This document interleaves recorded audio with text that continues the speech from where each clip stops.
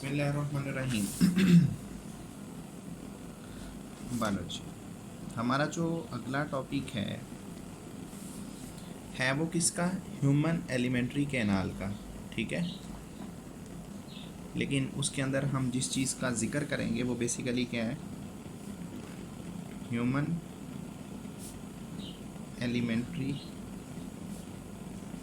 Canal. ठीक है, जो हमारा टॉपिक है उसमें हम बात करेंगे फेरेंक्स की, ईसोफेगस की,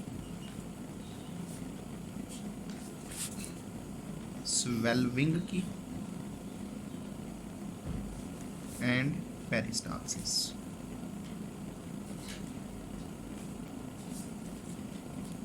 ठीक है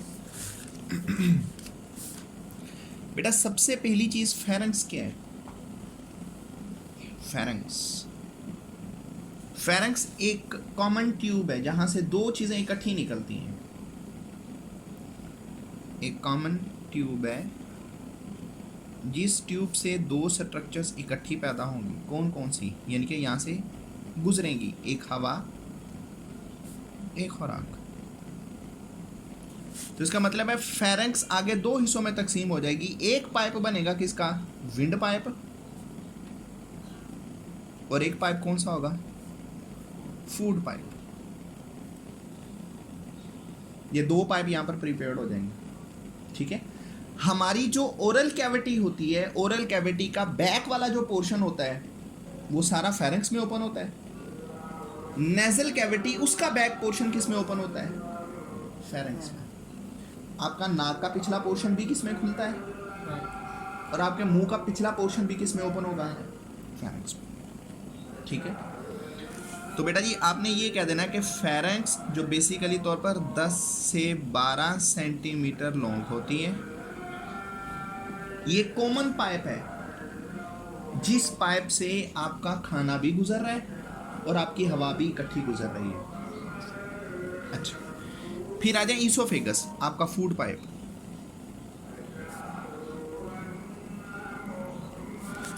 जो बेटा जी फेरेंक्स है, ये फेरेंक्स आगे दो पार्ट में डिवाइड हो जाती है। इसके दो पार्ट्स हैं। ठीक है, इसका एक हिस्सा जो सा है वो किस में ओपन हो जाएगा? स्टमक में। और फेरेंक्स का दूसरा पार्ट किस में ओपन हो जाएगा? लंग्स में। जो लंग्स की तरफ जाएगा वो आपके पास क्या कहलाएगा? शाबाश, विंड पाइप कह दे। और जो आपके पास स्टमक में चला जाएगा वो कौन? Food pipe. और उसका आप नाम क्या रखोगे? ईसोफेगस। अब आप बात करोगे ईसोफेगस की, मैं बना के दिखाता हूँ। ठीक है, ईसोफेगस अप्रॉक्सीमेटली कितनी? 25 सेंटीमीटर लॉन्ग होती है, 25 सेंटीमीटर ये लॉन्ग होती है। इसमें से जस्ट क्या होता है कि आपकी जो फूड होती है ना, जो मुंह के अंदर पार्शली डाइजेस्ट हो चुकी है। कौन सी डाइजेस्ट हुई है? पार्शली, यानी कि ना वो कंप्लीटली तौर पर नहीं टूटी, पार्शली टूटी है। आधी वैसी है, आधी टूट चुकी है। वो आपके माउथ के अंदर ही टूटी हुई है। तो वो जो खुराक होती है वो किस में से अब आप गुजरेगी? वो ईसोफेगस में से गुजरेगी। एक लंबी सारी ट्यूब होती है और वो ट्यूब आपका पूरा खाना किस में फेंक देगी? स्टमक में। यहाँ तक बात समझ लगी? अच्छा चलें, आ जाएंगे, डायग्राम बनाते हैं।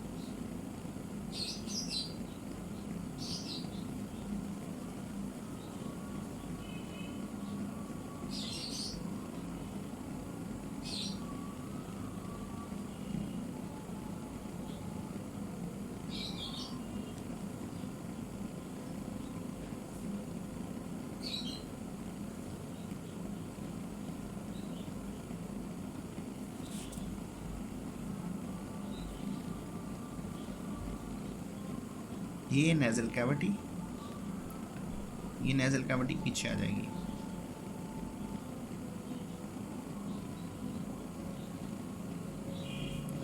यहाँ पर आपका माउथ और ये इसकी ओरल कैविटी।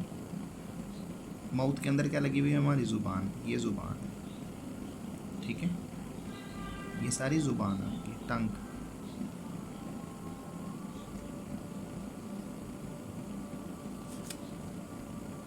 ये यहाँ से ट्यूब नीचे आ जाएगी। जब ये ट्यूब नीचे आएगी ना तो इसके फर्श के ऊपर ये नीचे आकर दो हिस्सों में तकसीम हो जाएगी। इसका जो फ्लोर बनता है ना उसके ऊपर एक छोटा सा सुराख होता है यहाँ पर, इसके ऊपर एक ढक्कन होगा। इस सुराख को एपिग्लॉटस कहते हैं। किसके फ्लोर पे होती है? फेरेंक्स के। यहाँ से ये ट्यूब नीचे आ जाएगी। अब इस ट्यूब के अंदर क्या होती है? कॉन्ट्रैक्शन पैदा होती है, वेव लाइक।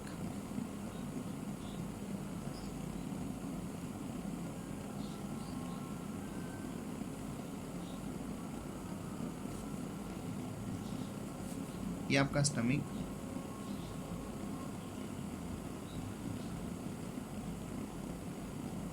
ये तो हवा वाली नहीं है। नहीं, ये खुराक वाली है। हवा वाली ये आगे होती है, खुराक वाली पीछे होती है, हवा वाली आगे होती है।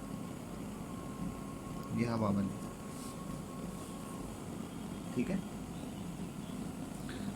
अब ये क्या है? ये आपकी नोज है सामने। नोज के पीछे क्या है? Nasal cavity. ये हमारी क्या है? जुबान, टंग। ये माउथ के पीछे वाली कैविटी क्या कहलाएगी? Oral cavity. शाबाश। अब आपने जो खाना खाया है वो उसका बोलस बन गया। क्या बन गया? बोलस। वो एक बुर्की सी बन गया, वो नवाला सा बन गया। वो बुर्की वो जो बोलस होता है ना, अभी जब आपके ओरल कैविटी में वो नहीं पहुंचता तो आपके कंट्रोल में होता है, यानी कि वो वॉलंटरी एक्शन में है। जब वो वॉलंटरी एक्शन होगा आप उस चीज को खुद कंट्रोल कर सकते हो। आपके मुंह में खाना है, आपकी मर्जी, आप उसको बाहर फेंक दो या पीछे ले जाओ। जब वो ओरल कैविटी में चला गया, जिसको हलक कहते हैं, यहां पर चला गया, फिर वो आपके कंट्रोल से बाहर हो जाएगा। फिर आप उस बोलस को वापस नहीं ला सकते। ये आपकी बुर्की है जिसको आपने बोलस बोला हुआ है। अभी ये बोलस किधर है? अभी आपके ये मुंह के अंदर है, अभी ये हलक में नहीं गया। माउथ का जो फ्रंट वाला पोर्शन है, ओरल कैविटी का जो अगला पोर्शन है, उसके अंदर मौजूद है। अभी ये आपके इरादे में है, आप इसको खुद कंट्रोल कर सकते हैं। लेकिन जैसे ये पीछे चला गया, ये आपके इरादे से बाहर हो जाएगा। आप इसको खुद कंट्रोल नहीं कर सकते। अब ये यहां आ जाएगा। किस में आ जाएगा? इसोफेगस ट्यूब में आ जाएगा। ये इस ट्यूब में आ गया। इस ट्यूब का नाम फेरेंक्स। ये फेरेंक्स में चला गया। सबसे पहले फेरेंक्स एक वो कॉमन ट्यूब है जहां से एयर और फूड दोनों इकट्ठी गुजर रही हैं, ठीक है। अब जो फेरेंक्स है, इसके फ्लोर के ऊपर एक सुराख होता है। जो सुराख विंड वाले पाइप के बिल्कुल ऊपर वाली साइड पर होता है, इसे नाम दिया जाता है किसका? ग्लोटस का। किसका नाम देते हैं? ग्लोटस। इस ग्लोटस, ये जो सुराख ग्लोटस है ना, इस सुराख के ऊपर एक ढक्कन होता है जिसका नाम है एपिग्लोटस। इसके ऊपर एक लिड है, ये ढक्कन बना हुआ है, लिड। इस लिड को क्या कहते हैं? एपिग्लोटस। इस ढक्कन को क्या कहते हैं? एपिग्लोटस कहते हैं। यहां तक बात समझ लगी? अब इसका फंक्शन क्या होता है? ग्लोटस एक ऐसा सुराख होता है जिस सुराख के नीचे वोकल कॉर्ड्स होती हैं जो आपका साउंड क्रिएट करती हैं। अगर तो खाना ग्लोटस में चला गया, वो तो आपके फेफड़ों में चला जाएगा खाना, वो तो आपको प्रॉब्लम पैदा करेगा, एस्पायरेशन, निमोनिया हो जाएगा आपको। उससे बचने के लिए क्या किया जाता है? अल्लाह पाक ने इस ग्लोटस के ऊपर क्या लगा दिया? एक ढक्कन लगा दिया। अब जो बोलस गिरेगा वो किसके ऊपर गिरता है? ढक्कन पे। ढक्कन से फिसल के कहां चला जाता है? इसोफेगस में। ये पूरी नाली क्या कहलाती है? इसोफेगस।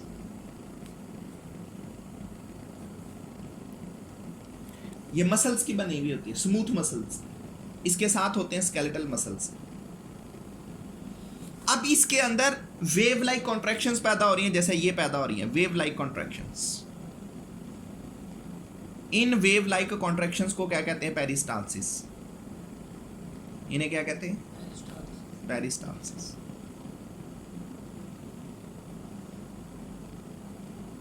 ये जो वेव लाइक कॉन्ट्रैक्शंस है इन्हें पेरिस्टाल्सिस बोला जा रहा है।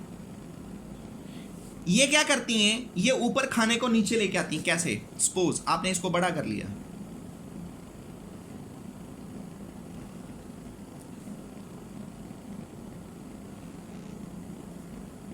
अभी पहले बोलस यहां पर है, ठीक, ये खुराक का नवाला जो सा है वो यहां पर मौजूद है। अब क्या होता है, यहां से इसके ऊपर प्रेशर लगता है, प्रेशर लगा, ये खुराक का नाला यहां से बारीक, ये खुराक ये बारीक सा बन के फिर यहां आ जाता है।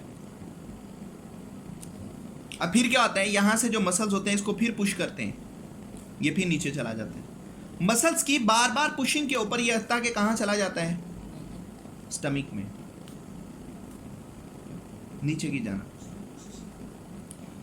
वो जो वेव लाइक एक कॉन्ट्रैक्शंस पैदा हो रही हैं, ये वेव लाइक एक मोशन पैदा हो रही है, इस मोशन को क्या कह रहे हैं, पेरिस्टाल्सिस। और ये इनवॉलंटरी होती है, वॉलंटरी नहीं होती। पेरिस्टाल्सिस आप खुद पैदा नहीं कर सकते। यहां तक बात समझ लगी? ये आपका टॉपिक था जिसमें आप जिक्र कर रहे थे फेरेक्स, इसोफेगस, स्वेल्विंग एंड पेरिस्टाल्सिस।